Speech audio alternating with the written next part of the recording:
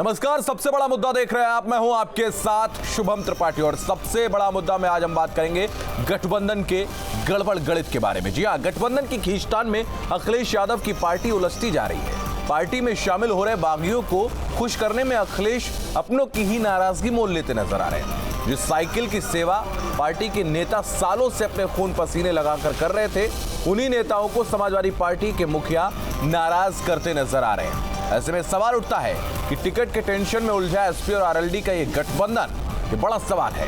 वहीं बागियों ने पुराने नेताओं की जमीन हथियाई है, ये भी बड़ा सवाल है। अखिलेश का गठबंधन एसपी कैडर पर क्या पड़ा है भारी, और बड़े बागियों को तरजीह देने में क्या अपने ही पुराने कार्यकर्ता पीछे छूट गए हैं? गठबंधन क्या साध नहीं पाया है जातिगत और धार्मिक समीकरणों को? तो ये वो तमाम बड़े सवाल हैं जिनका जवाब हम अपने इस खास कार्यक्रम में तलाशेंगे, लेकिन उससे पहले एक रिपोर्ट हम आपको दिखाते हैं। गठबंधन की जिस राह पर अखिलेश चलकर लखनऊ की सत्ता तक पहुंचने की बाट जोह रहे हैं, वही गठबंधन अब अखिलेश के अपनों को नाराज कर रहा है। यही नहीं, गठबंधन में भी दरार साफ नजर आ रही है। बिजनौर की सदर विधानसभा सीट से गठबंधन आरएलडी एसपी उम्मीदवार आमने सामने हैं। गठबंधन बहुत मजबूत है, अटूट है। एक दो सीट पर इस प्रकार की समस्या हुई थी फर्स्ट राउंड में भी, वो दूर हो गई है। मथुरा के माठ विधानसभा में एसपी आरएलडी के 2 प्रत्याशी चुनाव मैदान में उतर गए। कुछ सर्कमस्टांसेज हुए, ये सीट चली गई थी राष्ट्रीय लोकदल के खाते में एक दिन के लिए। उसी टाइम पर उन्होंने माननीय योगेश नौबार जी को एबी फार्म दे दिया था, लेकिन अगले दिन ही वापस समाजवादी पार्टी के खाते में नेताओं की सहमति समाजवादी पार्टी खाते में आएगी और मुझे समाजवादी पार्टी ने अधिकृत प्रत्याशी घोषित कर दिया। उधर वेस्ट यूपी में आरएलडी की ओर से किसी मुस्लिम को टिकट न मिलने से भी नाराजगी है। हद तो तब हो गई जब साइकिल को सजाने संवारने वाले विधायकों का ही पार्टी ने टिकट काट दिया। जलालाबाद से वर्तमान विधायक शरद वीर सिंह की पार्टी ने स्वामी प्रसाद मौर्य के करीबी के लिए बलि ले ली। यहां नीरज मौर्य को प्रत्याशी बना दिया गया। मेरठ में एसपी आरएलडी गठबंधन ने जाटों को तवज्जो नहीं दी है। मेरठ की 7 विधानसभा सीटों में से किसी पर भी जाट समाज के उम्मीदवार को टिकट नहीं दिया गया, जिससे जाट समाज नाराज है। पिछले दिनों इमरान मसूद की नाराजगी भी सबके सामने आ गई थी। चुनाव करीब है, ऐसे में क्या अखिलेश का गठबंधन गणित उलझता जा रहा है? Team news state. तो हमारे साथ जो खास मेहमान इस वक्त जुड़ रहे हैं, उनका परिचय आपसे करवाते हैं। हमारे साथ समाजवादी पार्टी के प्रवक्ता कीर्तिनिधि पांडे इस वक्त जुड़ रहे हैं। बीजेपी प्रवक्ता समीर सिंह हमारे साथ जुड़ रहे हैं। आप दोनों का बहुत स्वागत है। समीर जी, मैं आपके पास आऊंगा। सवाल यही है कि जिस सूची का इंतजार था तीसरे चरण के लिए, दूसरे और तीसरे चरण के लिए ये प्रत्याशी हैं जिनकी सूची को आज आपने सार्वजनिक कर दिया है। कुछ अपने पार्टी के जो पुराने नेता थे, जो पहले प्रत्याशी रहे थे, उनके टिकट काटे हैं और नए लोगों को भी तरजीह दी है। कई बड़े नाम इस दौरान सामने आए हैं। तो इन तमाम प्रत्याशियों को लेकर आप जा रहे हैं, लेकिन दूसरी तरफ अगर हम समाजवादी पार्टी की बात करें तो उनके गठबंधन में बहुत सारे लोग शामिल हो गए हैं और उनका गठबंधन क्या बिगड़ता जा रहा है? इन दोनों प्रश्नों पर मैं आपकी राय जानूंगा, उसके बाद समाजवादी पार्टी के प्रवक्ता से इसका उत्तर लूंगा।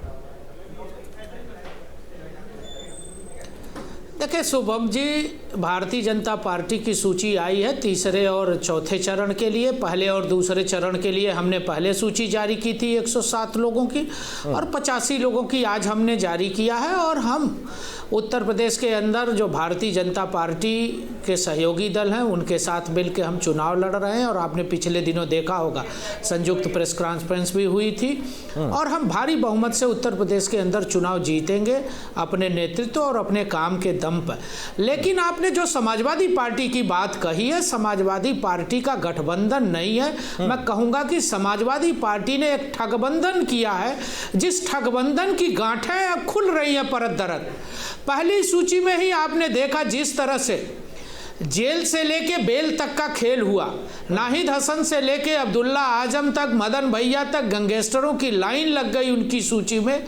उससे समाजवादी पार्टी का चेहरा बेनकाब हो गया और ये तय हो गया कि उत्तर प्रदेश के अंदर समाजवादी पार्टी आज भी गुंडों और माफियाओं के भरोसे है और उत्तर प्रदेश की सत्ता को गुंडा और माफियाओं के भरोसे प्राप्त करना चाहती है, जिसका विरोध उनकी पार्टी के जब ये सवाल पूछा जाता है, जब समाजवादी पार्टी के नेताओं से, प्रवक्ताओं से सवाल जब पूछा जाता है, तो आप ही के पार्टी के एक विधायक के द्वारा एक सूची जारी की गई थी, उसमें तमाम आपके दागी चेहरों के नाम थे। बीजेपी के तमाम वो विधायक भी थे और बड़े नाम भी थे जिनके ऊपर बहुत सारे मुकदमे लगे हुए थे। तो वो सूची की बात करने लगते हैं वो लोग, मुख्यमंत्री के बारे में बात करने लगते हैं लोग।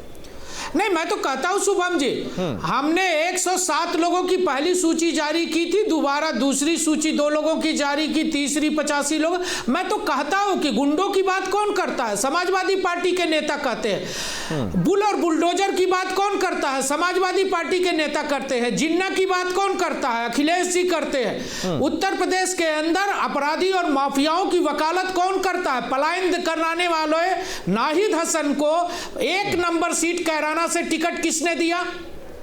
आज वो जेल के अंदर है। आज उनकी बहन निर्दल नामांकन कर रही है। जिसको अपने प्रत्याशी पर भरोसा नहीं है, जिसको अपनी नीति पर भरोसा नहीं है, जिस उत्तर प्रदेश के अंदर गुंडा राज और माफिया राज का परिचायक रहा है समाजवादी पार्टी की सरकार, भ्रष्टाचार का परिचायक रहा वापस आऊंगा है, ऐसे समाजवादी पार्टी से आप उम्मीद क्या करते हैं? और उत्तर प्रदेश की जनता इनके सगल को समझती है। ठीक है कीर्तिनिधि जी, आपके पास आऊंगा। सूची का इंतजार, आपकी सूची का भी इंतजार है। बीजेपी ने जो मुख्य सूची थी वो जारी कर दी और लगभग अपने आधे से ज्यादा प्रत्याशियों के नाम उन्होंने सार्वजनिक कर दिए हैं। आपकी पार्टी में इतने ज्यादा लोग शामिल हो गए एक साथ में कि आपके जो पुराने कार्यकर्ता थे उन्हीं को तरजीह नहीं मिलती दिख रही है यहां पर।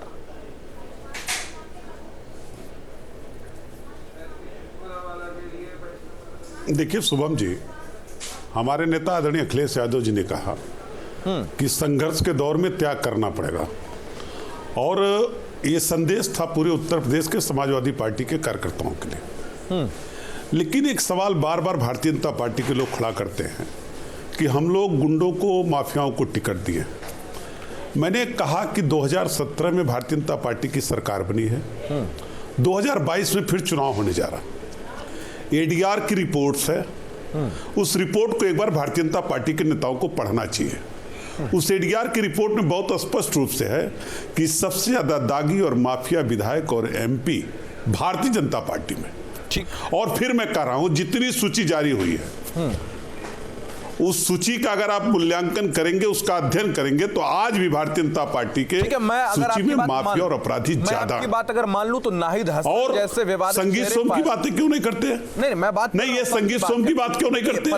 ये नहीं, ये सुरेश राणा की बात क्यों नहीं करते? ये कपिल देव अग्रवाल की बात क्यों नहीं करते? ये अपने खटिक की बात क्यों नहीं करते? गड़बड़ हो जाती है। नहीं, जब आपसे सवाल के तो आप अपनी बात करिए। बीजेपी नहीं, जब सवाल ये शुभम जी, ये शुभम जी, जो सवाल नहीं, शुभम जी, जो सवाल नहीं,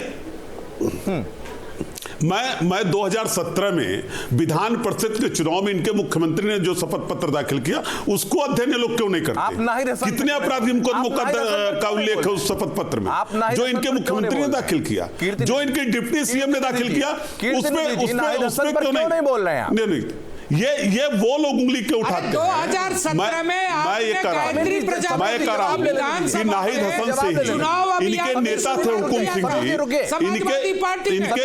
इनके शुभम जी अमेठी से गायत्री, समीर जी जवाब ले लेने दीजिए। देखिए, जवाब ये नाहिद हसन जी को जो लगातार ये लोग आरोप लगाते हैं, बोलिए आप बोलिए। ये लोग जिस नाहिद हसन जी को कैराना पलायन के लिए जिम्मेदार बताते हैं, इनके नेता भारतीय जनता पार्टी के हुकुम सिंह जी थे, अब नहीं है इस दुनिया में। वो कैराना में एक सभा करके उन्होंने कहा था कि जो आरोप मैं हिंदुओं के पलायन का लगाया वो गलत था। ये हुकुम सिंह जी ने कहा। ठीक है, और सार्वजनिक माफी मांगी। समीर जी आप जवाब। और एक बात आपकी जानकारी के लिए और बता दें,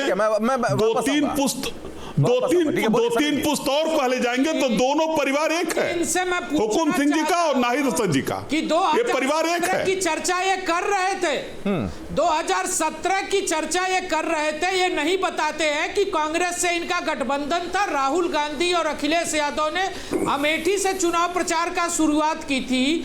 उस अमेठी में गायत्री प्रजापति इनके नेता थे और वो गायत्री प्रजापति बलात्कार के केस में आज आजीवन कारावास की सजा काट रहे हैं।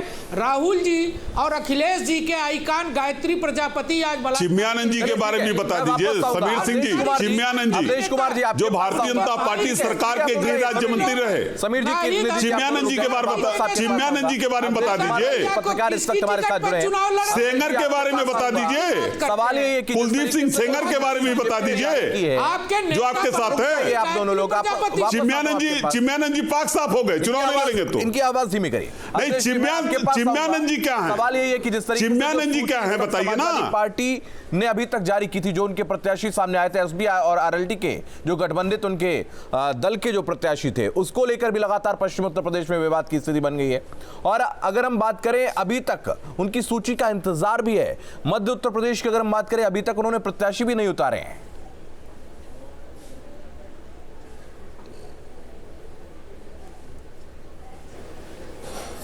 और उनकी शर्तें होती हैं तो इतना आसान नहीं होता उन शर्तों को अस्वीकार करना। अगर नेता पार्टी की शर्त पर शामिल होते हैं तब तो आप उनको टिकट दे नहीं दे कहीं से चुनाव लड़ा दें, वो चलता है। लेकिन आपके शामिल होने के पहले नेताओं ने मोल भाव किया है कि मुझे टिकट चाहिए, मेरे साथ इतने लोग आएंगे, उनको चाहिए और फलाने जगह से चाहिए, मेरे बेटे को चाहिए।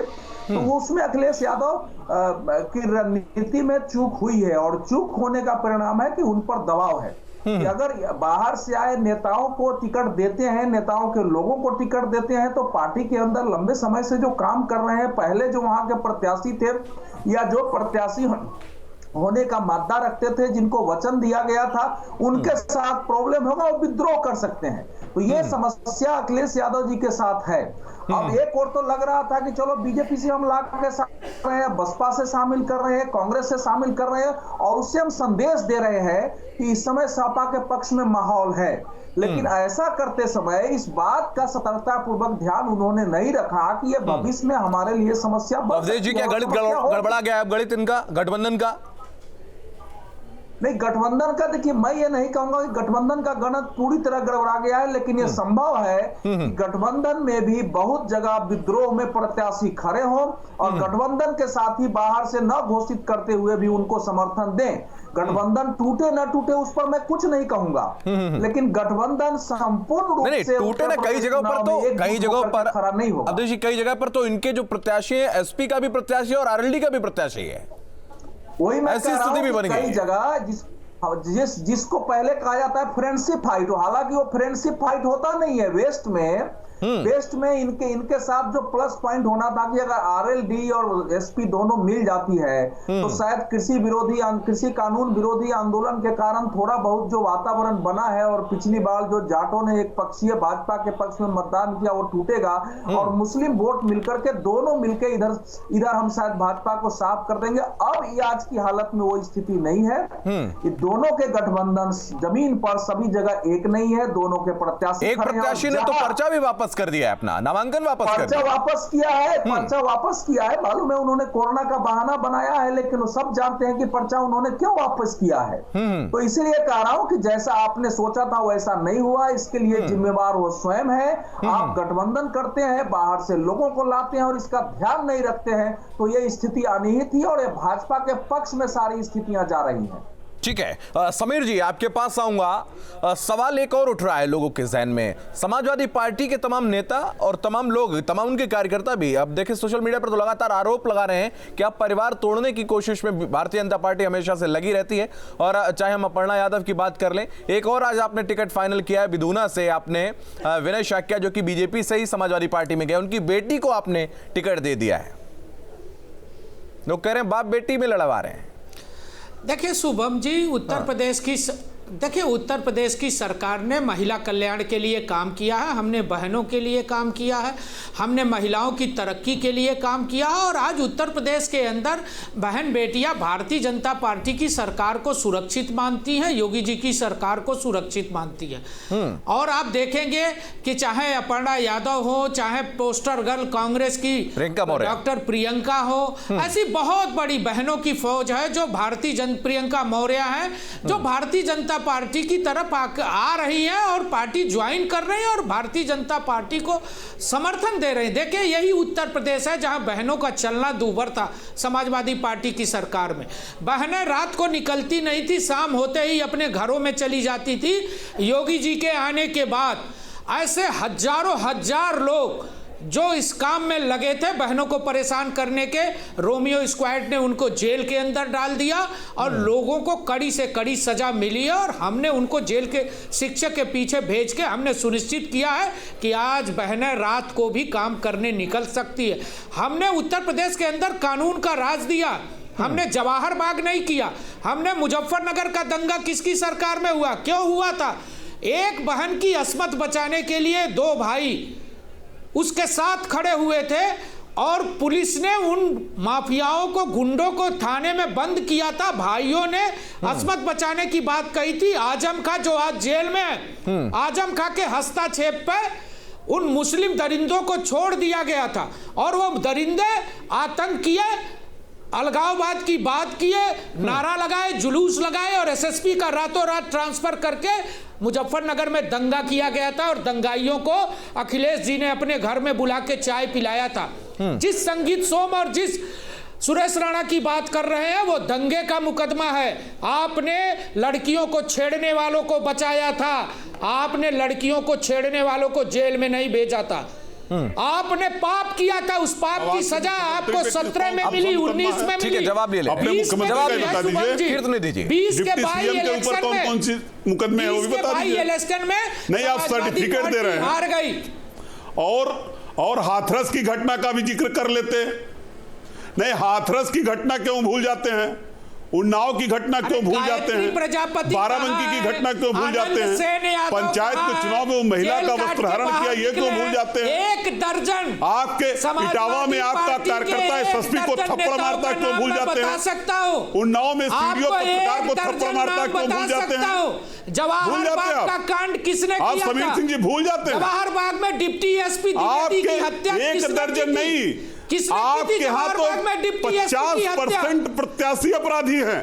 50% प्रत्याशी आपके अपराधी हैं। विधायक की हत्या हुई, जितने नेताओं का ये नाम एकदम से बताता किया था, उसकी चुटिया किसने काटी थी? किसने काटी थी? कृष्णानंद राय की चुटिया आपकी सरकार में कटी थी। आपकी सरकार में कृष्णानंद राय की चुटिया कटी थी। नीरज तिवारी की हत्या कन्नौज में किसने की थी? नीरज मिश्रा गला किसने काटा था? कीर्तिनिधि जी समाजवादी कृष्णानंद राय की बात करेंगे, लेकिन धनंजय सिंह की बात आप नहीं करेंगे, की पार्टी है जिनकी गिरफ्तारी आपकी सरकार में नहीं हो पाई। धनंजय सिंह आपके रिश्तेदार हैं, जिसकी गिरफ्तारी आप नहीं कर पाए आज तक। चलिए ठीक है, धनंजय सिंह को आप बचाएंगे, उनकी पत्नी को जिला पंचायत का अध्यक्ष आपकी सरकार बनाएगी।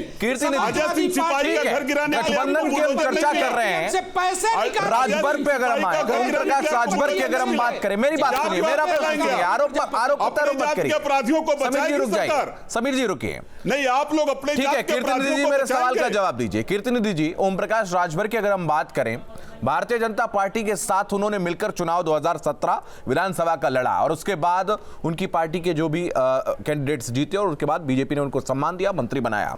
क्या गारंटी है कि वो आपके साथ बने रहेंगे?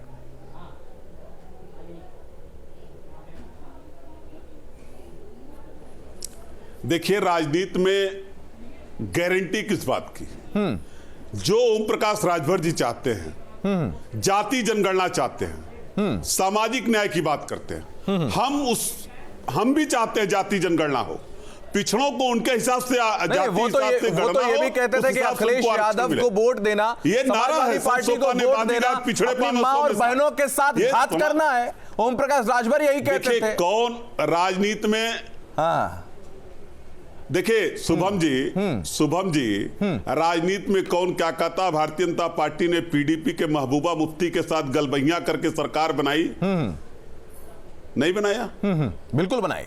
शिवसेना के साथ सरकार चलाई, शिवसेना के साथ गठबंधन टूट गया। तो कब कौन किसके साथ गठबंधन में रहेगा, कौन टूटेगा, इसकी कोई गारंटी नहीं।